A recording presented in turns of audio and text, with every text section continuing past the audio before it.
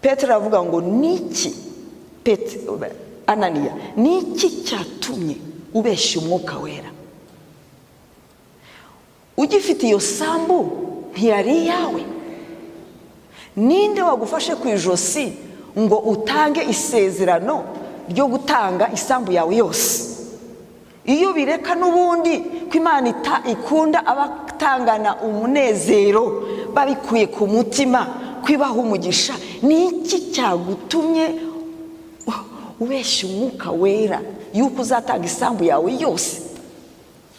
Akibivuga gutyo aba yituye hasi. Uyu munsi Imana ntikibikora, ntabwo ikibikora. Ariko impamvu nababwiye ngo dusome ibyakozwe n'intumwa nuko iyo ugiye kureba ibyakozwe n'intumwa ubona igicapo cyangwa blueprint, igicapo original cy'uburyo Imana yashakaga ko itorero rya Kristo rimera.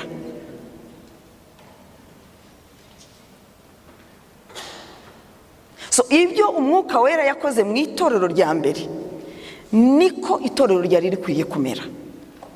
So niba ryaratandukiriye uyu munsi, dusubira inyuma tukareba mu byakozwe n'intumwa kugira ngo turebe ukuntu byakagombye kumera. Haleluya, haleluya. So ntabwo Imana ikibikora ibyo ngibyo, ariko birashoboka yuko abantu batagipfa ku mubiri ariko bakagenda bapfa buhoro buhoro mu mwuka. Ugatangirana ububyutse, ejo n'ejo bundi ukagenda ugabanuka, noneho ibintu by'Imana ugasanga ni ibintu bisanzwe. Kubeshya ni bisanzwe, kuriganya ni bisanzwe, n'ibindi byinshi. Umugore we yarasigaye inyuma. Abagabo bakunda gusiga abagore inyuma, sinzi impamvu.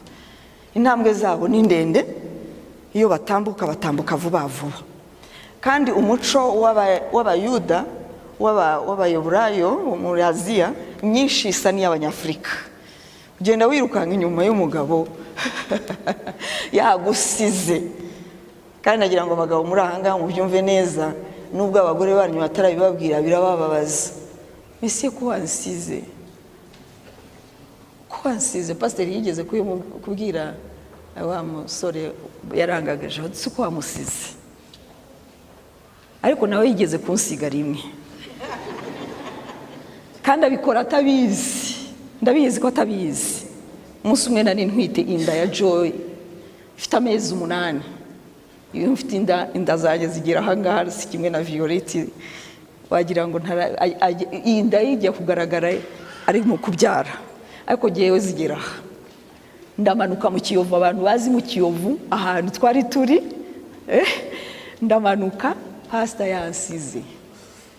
Duhura na ka Joshua kaje gafite imyaka 8, kaje kudusanganira twese ababyeyi. Yabonye papa we, yabona nanjye ndiho ndamanuka. Hari ahantu hacunshumuka, sinzi niba muhazi, uvuye ku muhanda hacunshumuka, ngomba kugenda nifashishije.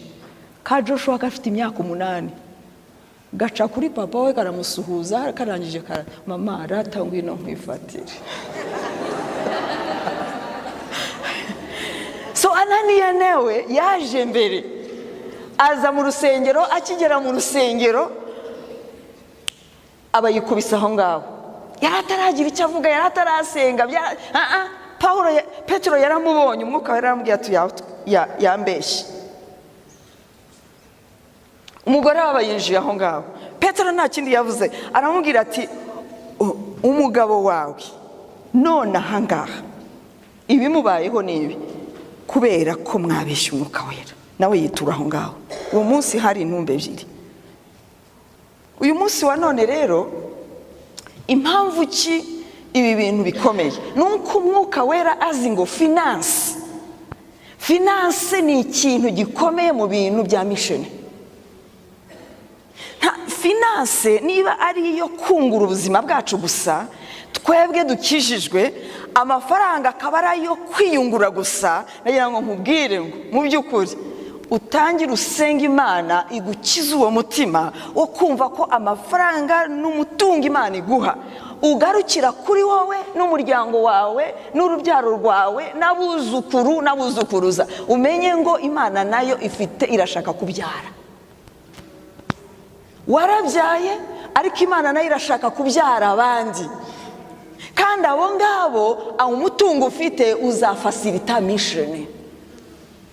Niba tudatanga bya 10 n'amaturo yacu kugira ngo umurimo w'Imana ukorwe, ni ukuvuga ngo turiho turadindiza mission y'Imana. Sintekereza rero ko cyari ikinyoma gusa, ahubwo nuko finance zazaga ku ntumwa zari ziri well focused, ziri well oriented, zifite icyo zigiye zigamije gukora. Haleluya. Nukugira ngo intumwa zitinjira mu kazi kandi gasanzwe, munyumve neza, kugira ngo intumwa zidahangayikishwa no kurya no kunywa. Amen. Zibone ibitunga, zibone n'ubundi buryo bwo kwaguka birenze Yerusalemu kugeza ku mpera y'isi, kandi ibyo bikigenera finance.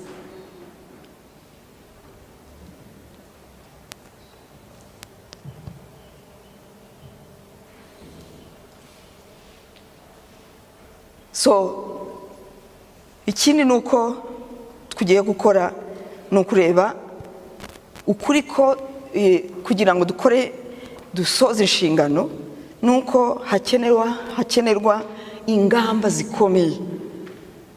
Mu ngamba zikomeye rero harimo no gushaka izindi mbaraga zikirenga zidasanzwe zitari z'abantu. Nibyo nabyo tugomba kubisengera. Reka turebe izindi ngamba ingamba zikenewe. Ni ngombwa yuko dusenga kugira ngo duhabwe imbaraga z'Umwuka Wera. Abantu bakijwe muri ahangaha muzi neza ko mwakiriye Kristo nk'umwami n'umucunguzi wanyu, mukaba mufite ubugingo buhoraho. Reka nongereho n'iki kintu, ukaba uzi neza yuko Yesu Kristo aje none aho uyu munsi wa none, ushobora kugenda nawe ukajyana nawe akatwara itorero akagutwara mubi. Uzamura ibiganza byanyu. Uzi neza ko wakiriye Kristo nk'umwami n'umanura ikiganza. Uzi neza ko wakiriye Kristo nk'umwami n'umucunguzi wawe. Uzi neza ko ufite ubugingo buhoraho. Uzi neza yuko Yesu Kristo nazi uyu munsi ushobora kugenda. Uzamura ibiganza byanyu hejuru. Yesu abaha umugisha.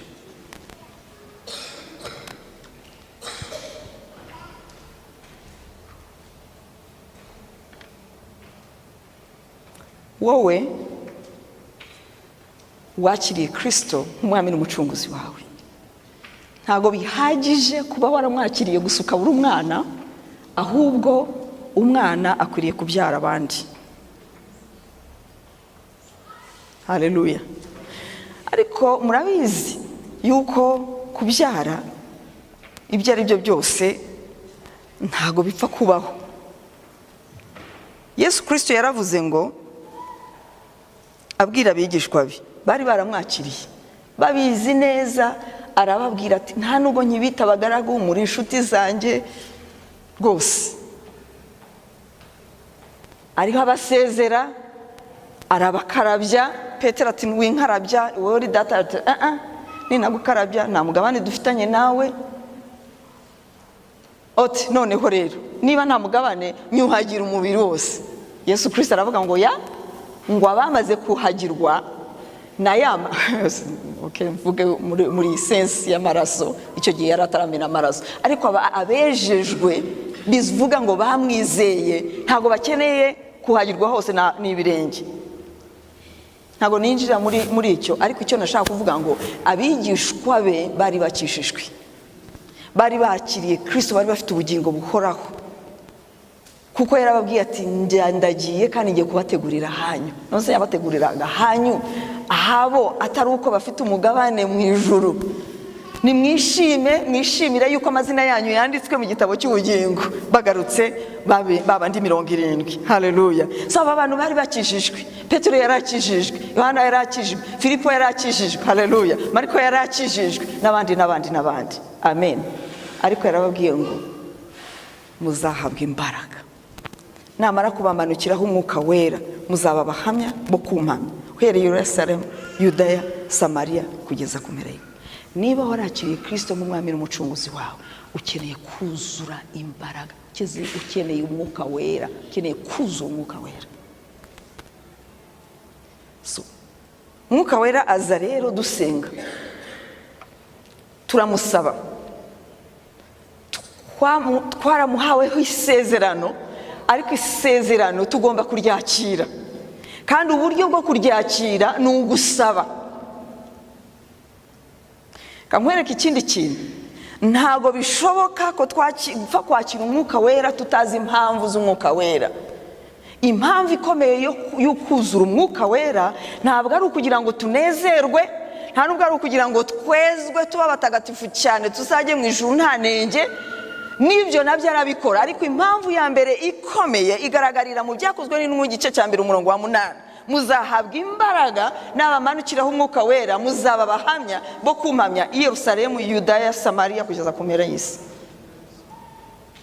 Ntabwo umwuka wera aza kugira ngo tunezererwe, ntabwo umwuka wera aza kugira ngo tuvuge indimi nshya, ntabwo umwuka wera aza kugira ngo duhanure, ntabwo umwuka wera aza kugira ngo duhabwe impano zo gukiza indwara, ntabwo umwuka wera ariyo nshingano ya mbere imuzana. Inshingano ya mbere imuzana nuko dukora mission. Muri mission niho hazamo impano z'umwuka wera zo gukiza indwara, zo kuzura abapfuye, haleluya, zo gukora ibitangaza. Biragoye cyane kubyumva muri kino gihe, kuko ibyumba byinshi ujyamo uyu munsi nta kuvuga ubutumwa bwiza burimo. Umuntu araguhanurira kandi uri umunyabyaha atakubwirije n'ubutumwa bwiza, akaguha amasezerano akomeye ati Imana yanyeretse yuko uri umuntu utangaje, kandi ibibereho izawe izabigenda n'ibizagenda gutya na gutya na gutya na gutya na gutya. Umuntu akabaho yishimiye iryo sezerano ry'Imana ariko atazi agakiza. Ni abuse y'umwuka wera, ni ugukoresha nabi impamvu z'umwuka wera. Impamvu z'umwuka wera icyambere kiragaragara. Reka dusome mu Byakozwe n'Intumwa igice cya 2. Dukwiriye gusengera umwuka wera. Mu by'ukuri niba warakijijwe ukaba utaruzura umwuka wera, nubwo waba udafite imbaraga, nubwo waba ukihuzagurika muri, ariko umwuka wera naza nicyo kintu cya mbere kimuzana. Niryo sezerano rya mbere, niyo nshingano ya mbere aza gukora mu buzima bwacu. Ibindi ni ibihamya y'uko ubwami bw'Imana bwaje.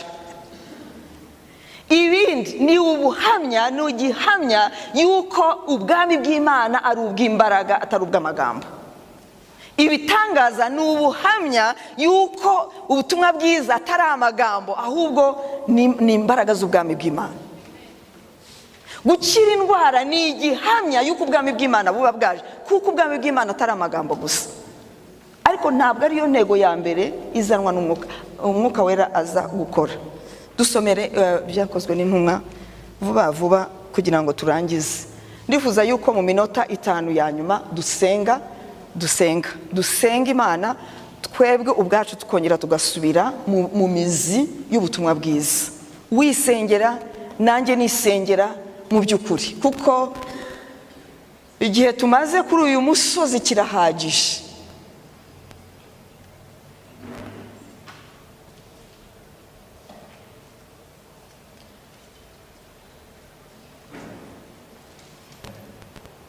Byakozwe n'Intumwa igice cya 2 umurongo wa 8, cyangwa uhere ku murongo wa 4 kugeza ku wa 8. Arabasubiza ati si ibyari kumenya iby'iminsi cyangwa ibiri data yageneye ni ubutware bwe wenyine. Icyakora muzahabwa imbaraga umwuka wera nabamanukira, kandi muzaba abagabo bo kumpamya i Yerusalemu n'i Yudaya yose n'i Samariya kugeza ku mpera y'isi. Akoze. Abayuda batekerezaga yuko Mesiya naza azongera basubize ubutware n'ubushobozi, kuko bari munsi y'ubundi butware bubakandamije bw'Abaroma. Ibyo ni ibintu by'ubuzima by'iki gihe. Ariko arababwira ngo ya si ibyanyu kumenya icyo gihe, ahubwo muzahabwa imbaraga. Yesu Kristo ubwe iyi nawe yagombye kuzura umwuka wera mbere yuko yinjira muri mission cyangwa se mu kujyana ubutumwa bwiza. Reka tubisome muri Matayo igice cya 3 umurongo wa 16. Here ko yituzanira Olivier kugira ngo buri muntu wese ayirebe, kugira ngo twihute. Niba Yesu Kristo ari Imana kandi akaba ataragize akora icyaha, munyumve neza, nababwiye ngo umwuka wera ntabwo azanwa n'ukugira ngo twezwe tuba abera kuko ari umwuka wera. Noneho n'imyuka yacu ibe yera ntabwo umwuka wera aza no kugira ngo akore ibitangaza mu mibiri yacu kugira ngo niba wari ufite umuze yo gukiza indwara aza gukize. Ntabwo umwuka wera aza kugira ngo ibitashobokaga mu buzima bwawe bishoboke, byo muri iyi si utangire kwishimira umunezero w'Imana n'ubwami bw'Imana mu buzima bwawe n'amasezerano y'Imana. Nabivuze ngo ntabwo ari cyo kimuzana cya mbere, nubwo nabyo abikora, ariko ikimuzana cya mbere ni mission. Tubisomye rero dushaka kugira ngo twishingikirize kuri Yesu Kristo. Dusome Matayo igice cya 3 umurongo wa 16. Yesu amaze kubatizwa, uwo mwanya ava mu mazi, ijuru riramukingukira, abona umwuka wera w'Imana amanuka asa n'inuma amuzaho. Sawa, nicyo gihe Yesu Kristo yuzuye umwuka wera. Akimara kubatizwa yuzura umwuka wera. Mbere yuko abatizwa umwuka wera ntabwo yari yakamuzaho. Twabyumvise, reka tubirebe. Yuzuye umwuka wera. Dusome igice cya 3 umurongo wa 20, dukomeze umurongo wa 21, 22. Na Luka igice cya 4 umurongo wa 1. Subira inyuma. Nuko abantu bose babatijwe, na Yesu amaze kubatizwa agisenga ijuru rirakinguka. Umwuka wera aramumanukira afite ishusho y'umubiri usa n'inuma, ijwi rivugira mu ijuru riti, ni wowe mwana wanjye nkunda nkakwishimira. Igice cya 4 umurongo wa 1.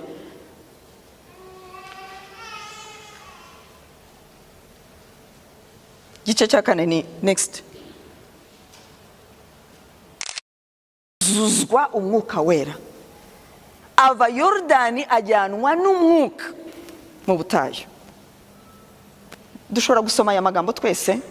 Yesu byagenze gute? Yuzuzwa umwuka wera. Ubwo nibwo bwa mbere yari agiye kwinjira mu kazi ko kuvuga ubutumwa bwiza bw'ubwami. Ntabwo yigeze ajya mu kazi public ministry ya Yesu Kristo yatangiranywe no kuzura umwuka wera. Abana muravutse, iyo ni intambwe ya mbere ikomeye cyane, kuko abantu batarakizwa, abantu bataramenya, abantu bataravuka ubwa kabiri, abantu batarahabwa uwo mutima musha w'abana ubatakisha aba data, abana ba data, inshuti zanjye. Mubyumve neza, ntabwo mushobora gukora uyu murimo wa data nanjye ubwanjye nawukoreshejwe n'imbaraga z'umwuka wera. Bityo rero mugende mu cyumba cyo hejuru mutegereze, muzahabwa imbaraga. Yabibwiraga abana, muzahabwa imbaraga namara kubamanukira umwuka wera, muzaba abahamya kumpamya. Haleluya. Iyo usomye muri Marko igice cya 16 baravuga ngo barasohoka. Bamaze kubatizwa umwuka wera barasohoka. Ngo maze umwami Imana, basohoka bajya gukora iki? Basohoka bajya kuvuga ubutumwa bwiza. Haleluya. Basohotse bagiye kuvuga ubutumwa bwiza, ngo umwami Imana, ngo Yesu agendana nabo. Kubera iki? Bumviye rya tegeko, ya nshingano kuru yo kuvuga ubutumwa bwiza. Noneho ubwo mwemeye iyi nshingano kandi mukaba mugiye gukora umurimo ngewe naje gukora, mugende mutangaze. Mwebwe muratangaza gusa, genda narapfuye ndanazuka, nahawe ubutware mu isi no mu ijuru, namwe mbahaye ubutware, ngaho ni mugende gukora iki? Mugende kuvuga ubutumwa bwiza. batangiye kugenda ngo umwami Imana akajya asohoresha ibitangaza n'ibimenyetso ijambo bavuga. So ibitangaza n'ibimenyetso bikwiriye gukurikira mission. Hatariho mission, ibitangaza ni destructive. Niyo mpamvu itorero ryabaye nk'ubupfumu. Kubera iki? Kubera ko umuntu ahagurutswa no kujya gushaka ibisubizo gusa. None se abahaguruka bakajya mu bapfumu, si ibyo bibajyana? Of course ibibazo byo mu isi birahari, ariko inshingano ya mbere ikomeye ni ukujyana ubutumwa bwiza. Haleluya. Ibitangaza n'ibimenyetso bikwiriye gukurikira, bigahamya ubutumwa bwiza, bikaza bishimangira, bikaza ari ibimenyetso by'uko ubwami bw'Imana buje.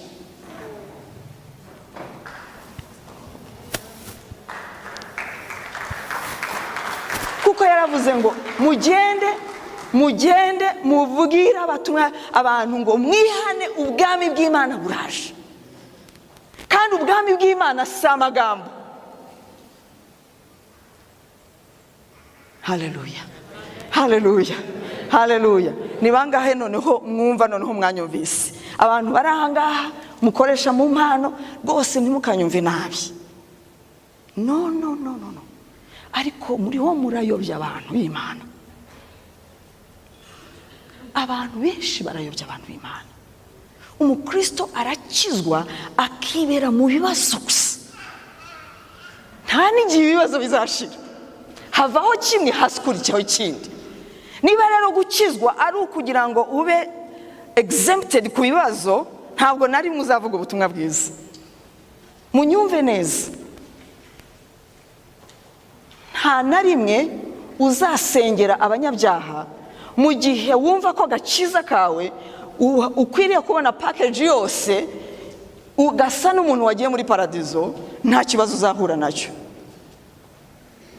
nta byago uzahura nabyo, nta ntambara uzahura nazo.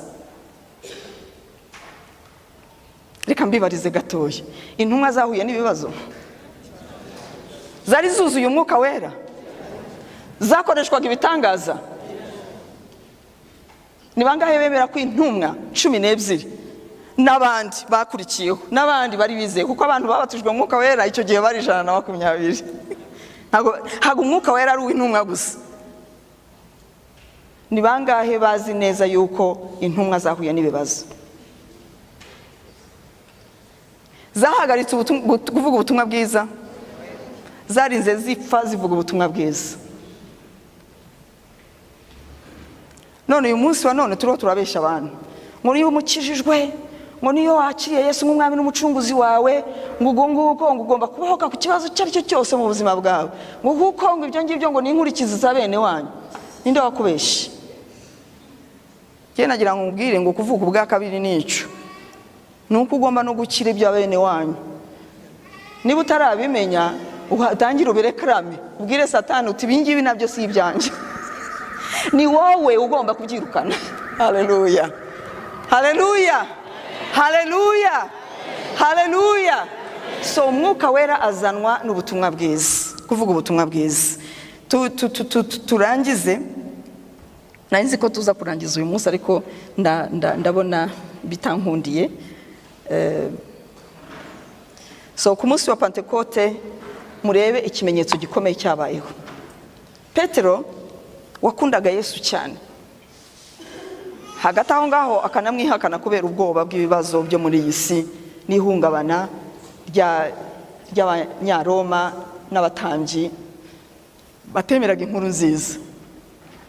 Uwo munsi amaze kuzura umwuka wera, ikimenyetso cya mbere nicyo kikwereka icyo umwuka wera kimwe, ikizana umwuka wera.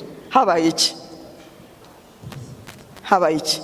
Yuzuye umwuka wera, ahera ko shiramanga. Haleluya, haleluya, haleluya.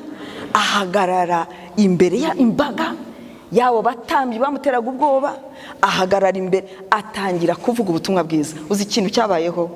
Abantu 3,000 bahereko bakizwa. Ni ikikwereka ikizanwa n'umwuka wera. Umwuka wera azanwa n'icyo. Haleluya, haleluya, haleluya, haleluya. Rero ukureho ikintu cyo kuvuga ngo njyewe ndashaka gukizwa kugira ngo nkizwe neza, ndashaka gusenga iminsi 40 kugira ngo unezwe cyane kurushaho, ngire consecrated iminsi 3 nere de uzera uri mu cyumba iminsi 40 nirangira nusubira kuri tere kubera ko udafite icyerekezo uzahura n'utubazo, utwo tubazo tuzakwanduza. Muhaguruke dusenga Imana. Tugiye gusenga Imana mu kanya gatoya, ariko icyumweru gitaha tuzafata umwanya wo gusenga Imana rwose. Muri iki cyumweru komeza usome igitabo cy'ibyakozwe n'intumwa. Ese ubundi ni bangahe bariko bagisoma, baratangiye kugisoma? Yesu abaha umugisha. Tangire dusenge, dusubire ku mizi, twongere dusubire ku mfatiro, twe dusubire noneho dusaba imbaraga. Mpamvu utariho ubikora na Yesu arabizi ko utabishobora, nuko uravuga ati ariko hari ababatijwe mu mwuka wera ko batabikoze. Ntabwo bari bazi yuko umwuka wera azanwa aharaho no kugira ngo abantu bavuge ubutumwa bwiza. Byatumye rero bisengera cyane, baba abana beza, bakubura mu rusengero, bakora utundi tubazo, utundi tuntu twa sociale n'iki. Ariko Yesu Kristo arashaka kugira ngo urebe izazimiye, utangira usenga amasengesho yo gusengera abazimiye, kandi noneho ubigiremo n'uruhari. Duhaguruke dusenga Imana. Ndagira ngo muri iki gitondo cya none wisengere kugira ngo Imana iguhe iyo passion, uwo mutima, uwo mutwaro wo kuvuga ubutumwa bwiza. So kuvuga ni ukubaho ubuzima buhamya ndetse no guhamya. Ntabwo ukeneye ibintu byinshi byo kuvuga, nta nubwo ukeneye ubumenyi bwinshi bwa Bibiliya, ahubwo ukeneye kumenya icyo Yesu yagukoreye nawe ukagisangiza abandi. Hari icyo Yesu yagukoreye mu buzima bwawe. Hari abantu rero mu buzima bwawe basa n'abafite ibibazo nk'ibyo wari ufite. Bene abo ngabo ni intama Imana yagushyize iruhande, bafashe kugira ngo bamenye yuko Yesu Kristo ari umwami. Yewe niba utaranakize n'indwara mu bitangaza, ariko ukaba wari warabuze amahoro muri iyi si kandi ntacyo ubuzi, ariko Yesu Kristo amaze kwinjira mu buzima bwawe ukaba ufite amahoro, byonyine uzababwire ko Yesu Kristo ari umwami w'amahoro. Iyo umwakiriye ukamwakira mu mutima wawe akakubera umwami n'umucunguzi, aguha amahoro kandi utaragiraga amahoro. Niba hari umuntu ufite ubwoba bwinshi cyane, ikintu cyose kikagutera ubwoba, hanyuma Yesu Kristo umaze kumuha ubugingo bwawe ukamwakira mu buzima bwawe, ugahindukira ugakira n'ubwo bwoba, hari abandi bafite ubwoba hafi yawe. Uwo ni intama yazimiye nk'uko wari warazimiye. Birashoboka yuko kubura amahoro kwe nuko adafite amahoro ku Mana. Reka dusenga Imana. Mwami Imana yacu, turagushimiye, urakoze kuko twoherereza ijambo ryawe kugira ngo ridukize igihirahiro, ridukize Mwami mu bitekerezo byacu bipfuye, dukize ubujiji, ridukize ubuhenebere bwo muri iyi si, ridukize ibyaha n'ibicumuro byo mu buzima bwacu, ridukize